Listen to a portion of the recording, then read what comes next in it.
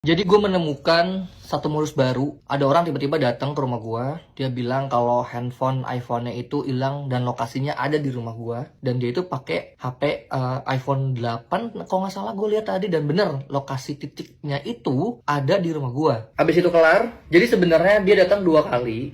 Yang pertama itu datang sendiri. Dan itu masuk CCTV.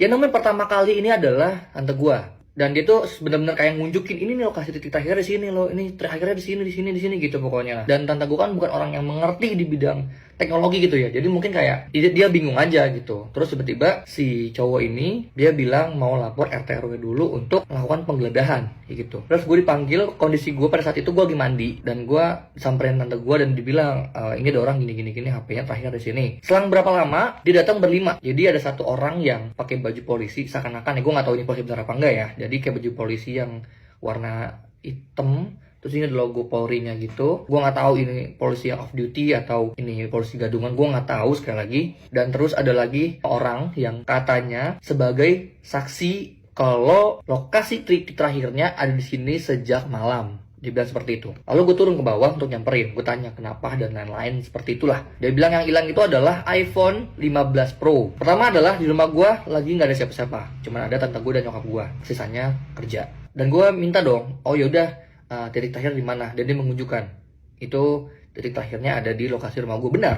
Dia pakai Find My iPhone, apa sih namanya, Friends. Nah, terus dia kayak memberikan nada pengancaman sih, kayak pressure lah. Iya, soalnya ini di sini, saya nggak mau tahu, harus balik hari ini juga.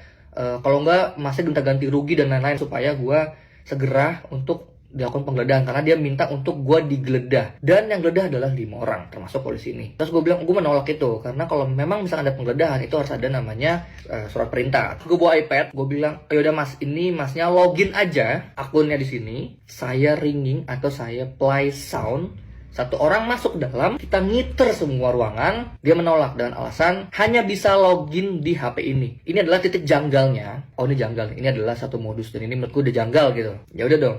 Tapi dia nggak mau, kekeh nih nggak mau. Terus solusinya gimana mas kalau mas nggak mau login di sini? Ya pokoknya HP-nya titiknya di sini dan saya nggak mau tahu.